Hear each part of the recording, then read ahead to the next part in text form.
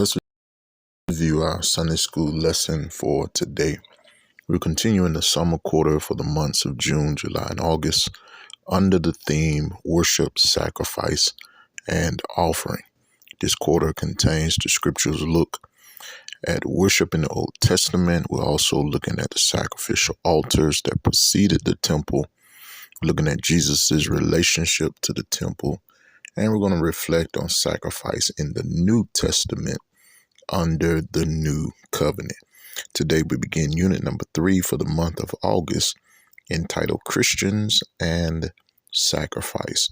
We're going to be exploring in the New Testament under the New Covenant what it means to offer sacrifices as well as to be a sacrifice.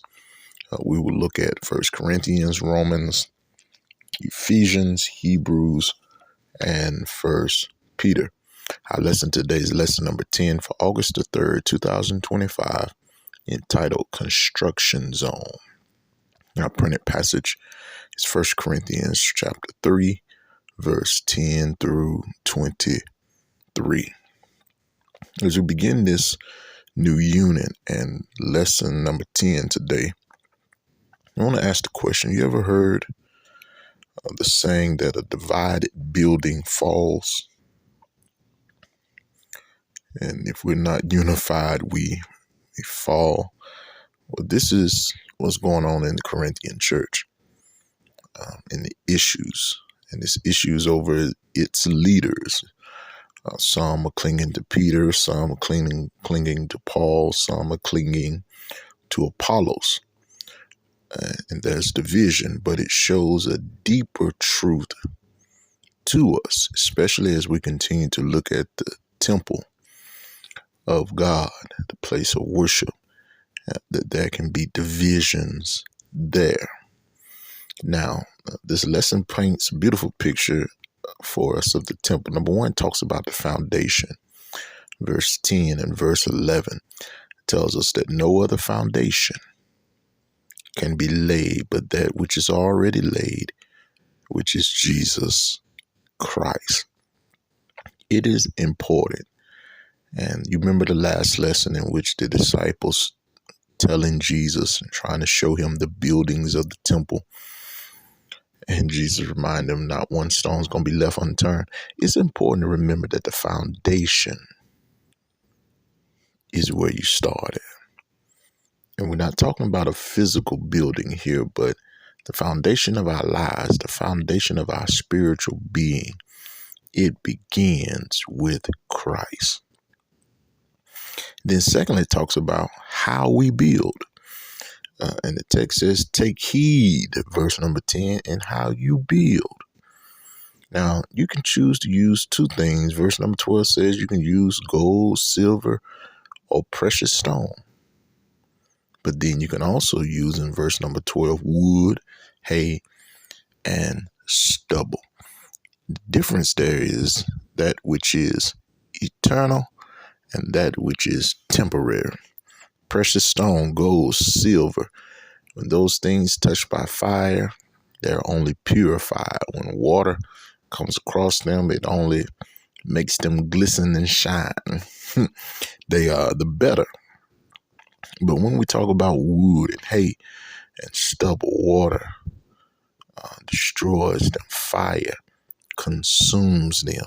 Temporary things compared to the precious eternal things. And so when we build, we have to use that which will stand. Why? Because verse number 13 says every man's work will be manifested. And if your work lasts, verse number 14 says you're going to receive a reward. And then verse number 15 says, but if your work is burned and lost, it will be lost and you'll be saved as jumping through the fire. Just barely making it out. Almost didn't make it. I'm glad I made it. You barely gonna be saved. And so we not only need a foundation, but we need to build using those things which are eternal, not temporary things. Not building our lives the things and possessions we have down here, but to build our lives on the things that are eternal. What are those things? Love, joy, peace, gentleness, long suffering, meekness, godliness, faith, temperance.